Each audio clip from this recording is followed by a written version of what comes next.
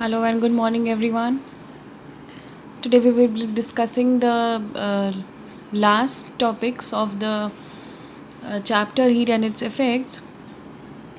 As we have already seen yesterday, the clinical, digital, and the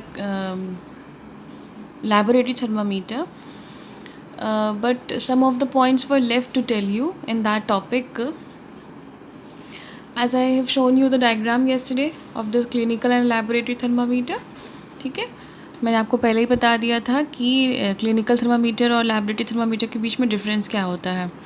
सबसे पहला difference होता है उनके टेम्परेचर रेंज का, कि क्योंकि ह्यूमन बॉडी, पहली बात तो क्लिनिकल थर्मामीटर मैंने आपको बताया था कि it is known as clinical thermometer, so it's use by the doctors, उसको डॉक्टर्स यूज़ करते हैं। दूसरी चीज़, इसको डॉक्टर्स यूज़ करते हैं, और this laboratory thermometer is used in the laboratory for the experiment purposes. ठीक है। दूसरी चीज़ थी कि इसका जो टेम्परेचर रेंज होता है वो 34 to 42 डिग्री या 43 डिग्री तक होता है। ठीक है, वो टेम्परेचर रेंज इसीलिए होता है क्योंकि ह्यूमन बॉडी का टेम्परेचर इसी रेंज में होता है, इसके ऊपर नहीं जाता है और ना ही इसके नीचे फॉल होता है। ठीक है। फिर लैबोरेटरी थर्मामीटर में सेकेंड पार्ट था कि लैबोरेटरी थर्मामीटर की जो टेम्परेचर रेंज होती है it's from 0 to 100 degree Celsius और -10 to 110 डिग्री सेल्सियस। ठीक है, यही टेम्परेचर रेंज इसकी होती है क्योंकि ये लैबोरेटरी में यूज़ होता है for the purpose of measuring the temperatures of some liquids or some whatever the experiments are being conducted। तो उसमें इसको यूज़ किया जाता है, तो उसकी टेम्परेचर रेंज 0 to 100 और -10 to 110 डिग्री सेल्सियस तक होती है। ठीक है। और साथ ही मैंने आपको बताया था कि ये जो टेम्परेचर हम रेंज हम देख रहे हैं वो डिग्री सेल्सियस में देख रहे हैं। ठीक है, जो टेम्परेचर रेंज यहाँ पे ह्यूमन बॉडी की दिखाती है कि तो वो डिग्री सेल्सियस में होती है, ना कि डिग्री फ़ारेनहाइट में। टेम्परेचर रेंजेस भी होते हैं, कौन कौन से, मींस 3 डिग्रीज़ होती हैं टेम्परेचर की। आपको पहले भी बताया जा चुका है कि टेम्परेचर की 3 यूनिट्स होती हैं,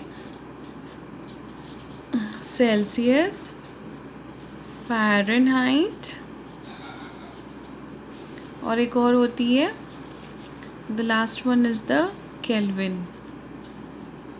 ये 3 यूनिट्स होती हैं टेम्परेचर की। ठीक है, ज़्यादातर हम लोग कहते हैं डिग्री सेल्सियस में। आप लोग अभी घर में हो, आजकल गर्मी ज़्यादा पड़ रही है तो टेम्परेचर कितना जा रहा है, 42-43 डिग्री सेल्सियस में जा रहा है। ठीक है, वो फ़ारेनहाइट में नहीं जा रहा है, वो डिग्री सेल्सियस में जा रहा है। ओके, तो हम लोग जो जनरली हम लोग अपने इंडिया में सबसे कॉमनली यूज़ करते हैं डिग्री सेल्सियस को। फ़ारेनहाइट को हम लोग इंडिया में इतना कॉमन नहीं है, but degree Celsius is very common in India. ठीक, तीसरी डिफरेंस मैंने आपको बताया था कि क्लिनिकल में किंक प्रेजेंट होता है और लैबोरेटरी में किंक एब्सेंट होता है। ठीक, ये 3 मेन डिफरेंसेस थे क्लिनिकल थर्मामीटर्स के। फिर कुछ पॉइंट्स जो रह गए थे वो पॉइंट्स कुछ ऐसे थे कि लैबोरेटरी थर्मामीटर की जब हम बात कर रहे थे तो लैबोरेटरी थर्मामीटर में मैंने आपको बताया कि the mercury is present over here, it's been stored in the bulb, and as the heat is been given to the thermometer, this thermometer को जैसे ही हीट मिलती है तो बल्ब में प्रेजेंट मर्करी तुरंत इस कैपिलरी ट्यूब में राइज करता है। ठीक है, तुरंत वो कैपिलरी ट्यूब में बढ़ता है, ज़रा से उसको हीट मिलती है और वो तुरंत राइज करता है। और यहाँ क्लिनिकल में यही चीज़ है कि जब मर्करी राइज करता है कैपिलरी ट्यूब में तो किंक क्या करती है, उसको डाउनफॉल होने से प्रिवेंट करती है।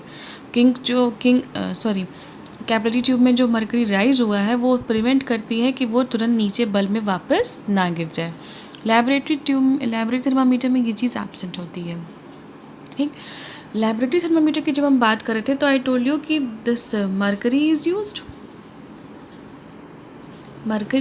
In the laboratory thermometer as well as alcohol is also used। Alcohol को भी यूज़ किया जाता है लैबोरेटरी थर्मामीटर्स में। क्यों यूज़ किया जाता है कि मैंने आपको कुछ पॉइंट्स बताए थे मर्करी और अल्कोहल के लिए।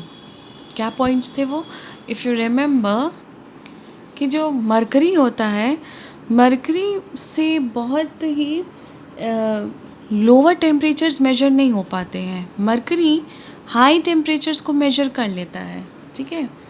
Mercury is able to measure the high temperatures but it can't measure the very lower temperatures, ठीक है। मरकरी बहुत ही लोअर टेम्परेचर्स को मेजर नहीं कर पाता है। और जो अल्कोहल होता है, it can't measure the very high temperatures, it's unable to measure very high temperatures, ठीक है। तो इसीलिए कुछ कुछ थर्मामीटर्स में मरकरी के साथ साथ अल्कोहल को भी यूज़ किया जाता है। मतलब साथ साथ नहीं, मतलब किसी थर्मामीटर में मरकरी यूज़ की जाती है और किसी थर्मामीटर्स में अल्कोहल को यूज़ किया जाता है। तो मरकरी को इसलिए यूज़ किया जाता है कि वो बहुत ही ज़्यादा हाई टेम्परेचर्स को मेजर कर लेती है। अल्कोहल को यूज़ किया जाता है क्योंकि मरकरी जो है बहुत ही लोअर टेम्परेचर को मेजर नहीं कर पाती है, मगर अल्कोहल थर्मामीटर्स उसको मेजर कर पाते हैं। लोअर टेम्परेचर्स को अल्कोहल्स मेजर कर पाते हैं, इसलिए कुछ थर्मामीटर्स जिसमें अल्कोहल प्रेजेंट होते हैं उनको अल्कोहल थर्मामीटर्स की हेल्प से लोअर टेम्परेचर्स को मेजर किया जाता है। मगर कुछ जगहों का टेम्परेचर्स बहुत ही ज़्यादा हाई होता है, तो वहाँ पे अल्कोहल थर्मामीटर्स का यूज़ नहीं किया जाता है, वहाँ मरकरी थर्मामीटर्स का यूज़ किया जाता है। Okay, this was also the thing in the laboratory thermometers की दो अल्टरनेटिव्स होते हैं, मरकरी और अल्कोहल, दोनों ही लिक्विड्स होते हैं और इन्हीं दोनों लिक्विड्स का यूज़ किया जाता है in the thermometers because they expand readily on getting the heat. मतलब वो बहुत ही जल्दी एक्सपैंड हो जाते हैं जैसे ही उनको हीट मिलती है, ठीक है। मरकरी की भी यही खासियत है, इसलिए उसको थर्मामीटर्स में यूज़ किया जाता है क्योंकि जैसे उसको हीट मिलती है वो तुरंत एक्सपैंड होता है। और अल्कोहल की भी यही खासियत होती है, वो तुरंत एक्सपैंड होता है। Okay, then last one was the digital thermometer. I told you there is one digital thermometers कुछ ऐसा दिखता है और यहाँ पे एक पावर बटन होता है। जब उसको ह्यूमन बॉडी का टेम्परेचर मेजर करने के लिए यूज़ किया जाता है तो इट जस्ट डिस्प्लेज या डिजिटल डिस्प्ले होता है जो उसमें पॉइंट्स में भी टेम्परेचर को डिस्प्ले करता है। तो इसमें क्या खासियत है कि इसमें एक थर्मिस्टर होता है।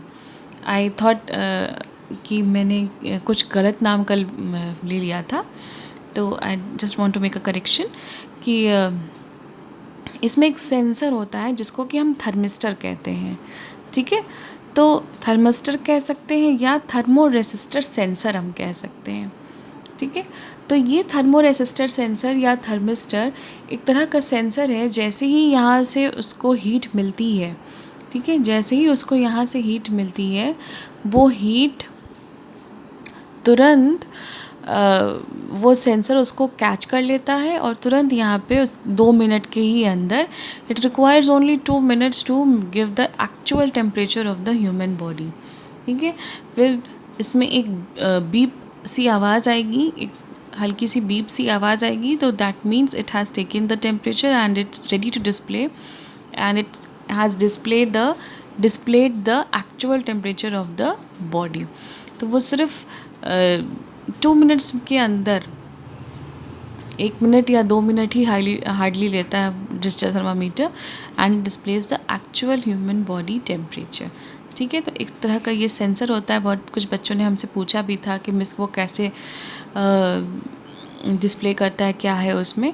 तो ये एक इलेक्ट्रॉनिक डिवाइस है, थर्मो रेसिस्टर सेंसर। एक सेंसर है, सेंसर तो आप लोग जानते होंगे कि सेंसर क्या काम करता है। सेंसर बहुत ही किसी भी चीज़ को बहुत ही मतलब सेंस कर लेता है। जैसे कि अगर आप सपोज़ करिए कि आपने देखा होगा मूवीज़ वगैरह में जो कोई स्टेप करता है जब किसी रेस्टोरेंट्स वगैरह में या किसी होटल्स वगैरह में, तो वहाँ पे डोर्स होते हैं। जैसे ही हम पहुँचते हैं उस पे वो डोर्स तुरंत ओपन हो जाते हैं, ठीक है। तो वहाँ पे वो सेंसर्स लगे रहते हैं जो आपकी फुट स्टेप को पहचान जाते हैं and they open immediately as you step there. ठीक है, तो वो होता है सेंसर। तो वैसे ही यहाँ पे थर्मो रेसिस्टर सेंसर होता है जो कि आपकी थर्मो मीन्स हीट एनर्जी को पहचानता है। थर्मो का मतलब होता है हीट, ठीक है। तो वो आपकी बॉडी की हीट को या जो भी हीट उसको प्रोवाइड करी जा रही है उसको पहचानता है और वो तुरंत यहाँ पे उसका टेम्परेचर डिस्प्ले कर देता है। ओके, फिर मैंने स्केल्स तो आपको पहले ही बता दिए हैं कि यूनिट्स होती हैं, स्केल्स होते हैं। 3 स्केल्स होते हैं, Celsius, Fahrenheit and kelvin. India में ज़्यादातर सेल्सियस यूज़ होता है। फिर थर्मामीटर्स के जो पॉइंट्स थे, एक नीचे पॉइंट था और एक ऊपर था, यानी कि एक 34 डिग्री सेल्सियस था और सबसे ऊपर में 42 डिग्री या 43 डिग्री सेल्सियस था। तो उनको क्या नाम दिया जाता है? उनको नाम दिया जाता है लेबोरेटरी थर्मामीटर्स के उसको upper fix point and lower fix point, laboratory thermometer के, ठीक है। तो upper fix point 100 degree Celsius है, तो 100 डिग्री सेल्सियस का मतलब क्या है कि वो उसका बॉइलिंग पॉइंट है। मैंने आपको बताया था कि 100 डिग्री सेल्सियस पे वाटर बॉईल करने लगता है, तो वो उसका बॉइलिंग पॉइंट है, ठीक है। लोअर पॉइंट क्या होता है? मतलब 0 डिग्री सेल्सियस है तो वाटर क्या होता है, 0 डिग्री सेल्सियस पे आते ही वो फ्रीज़ हो जाता है, ठीक है। तो इस तरह से लैबोरेटरी थर्मामीटर कुल मिला के 100 पार्ट्स में, 100 स्केल्स में डिवाइड है। उसके जो डिवीज़न है वो 100 पार्ट्स के हैं, ठीक है। अब अगर बात करें, ये तो हमारे डिग्री सेल्सियस में, 100 डिग्री सेल्सियस बॉइलिंग पॉइंट है, 0 डिग्री सेल्सियस फ्रीजिंग पॉइंट है डिग्री सेल्सियस में। बट फ़ारेनहाइट का क्या? फ़ारेनहाइट में बॉइलिंग पॉइंट क्या होती है? डिग्री सेल्सियस में तो 100 डिग्री सेल्सियस है, तो फ़ारेनहाइट में कितनी है? 212 degree Fahrenheit is the boiling point of water. फिर फ्रीजिंग पॉइंट की हम बात करें तो 32 डिग्री फ़ारेनहाइट है, ओके। तो जैसे यहाँ 0 डिग्री फ्रीजिंग पॉइंट है, वो फ़ारेनहाइट में 32 डिग्री है। तो इस तरह से जैसे डिग्री सेल्सियस में 100 पार्ट्स में डिवाइड था, वो फ़ारेनहाइट में थर्मामीटर 180 पार्ट्स में डिवाइड है, ठीक है। फिर मैंने आपको बताया था कि एक रिलेशनशिप है in between the Fahrenheit and degree Celsius. अभी आपको रिलेशनशिप के मतलब कैसे उनके बीच में क्या रिलेशन है, वो फ़िज़िक्स में आप अपने फर्दर क्लासेस में आप पढ़ेंगे। जब आप फ़िज़िक्स पढ़ना स्टार्ट करेंगे सेपरेटली, आप तब उसमें पढ़ेंगे कि उसमें कैसा इन रिलेशनशिप इस्टेब्लिश किया गया है। फ़िलहाल आपको अभी इस क्लास में सिर्फ इतना ही जानना है, to convert degree Fahrenheit into degree Celsius, 2 formulas have been given to you।